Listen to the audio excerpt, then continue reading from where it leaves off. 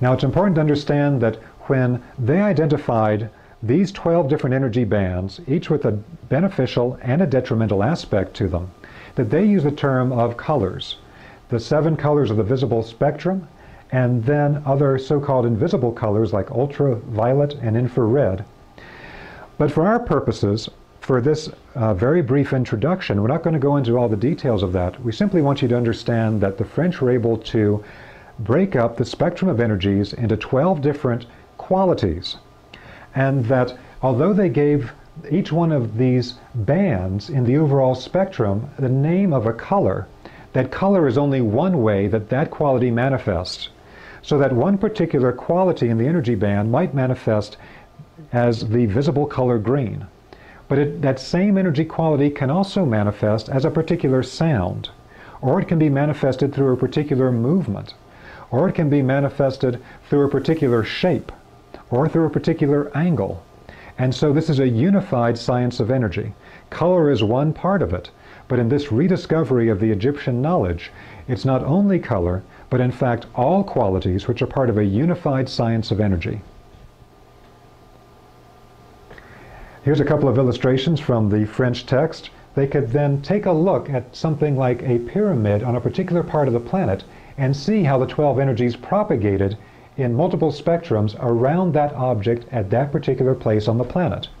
Or they could examine something like the form of a sarcophagus from ancient Egypt and find how on all 3 axes, front to back, side to side, top to bottom, these 12 energies occurred in a particular spectrum, and the way that this had in fact been intentionally created by the ancient Egyptians to create specific energetic effects. This led to the French discovery of what we can refer to as a fixed polarity geometrical emitter.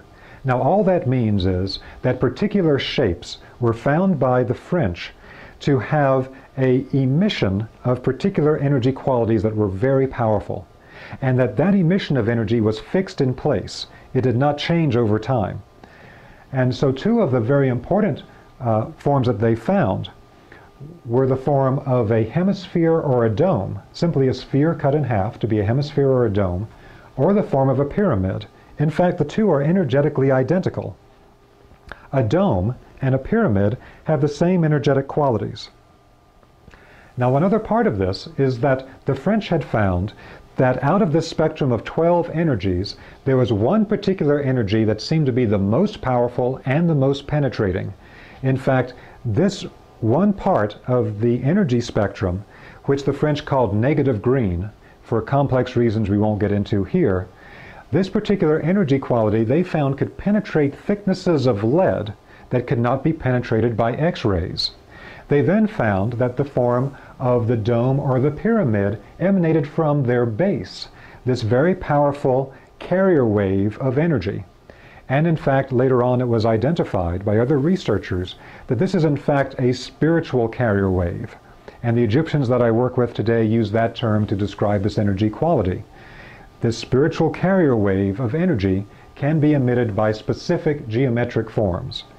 And a little bit later in our presentation, we'll show you the way that this manifested in ancient and modern sacred architecture using the form of the dome or the pyramid as a place of spiritual initiation to create the spiritual carrier wave.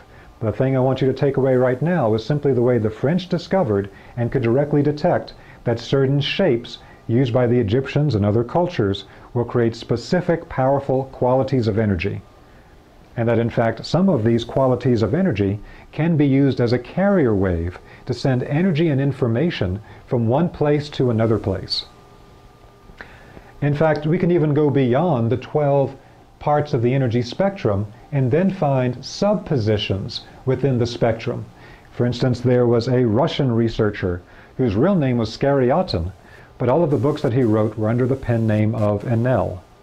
And this researcher found that within this band that the French called negative green and that we're calling the spiritual carrier wave, this very powerful penetrating energy, there was one particular energy quality that comes at a particular angle of about 6 degrees 15 minutes.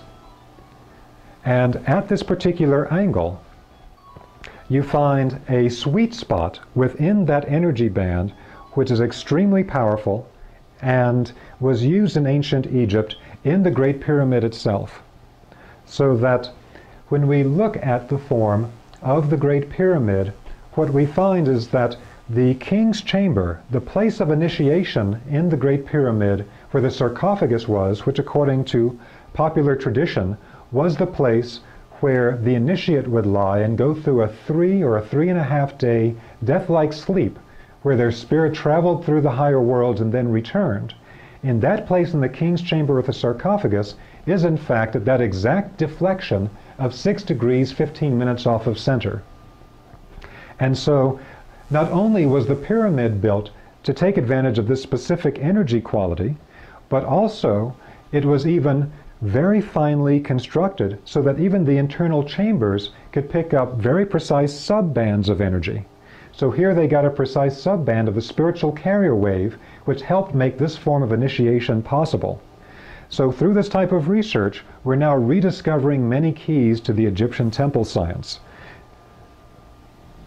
In the French text, they also give illustrations such as this, where even the form of the ankh itself, as we mentioned before, the actual shape of the ankh creates specific qualities of energy at various positions on the form according to the way it is shaped. So for instance, the spiritual carrier wave actually comes out of the base of the ankh. The energy emission can be modified by attaching other forms to the base.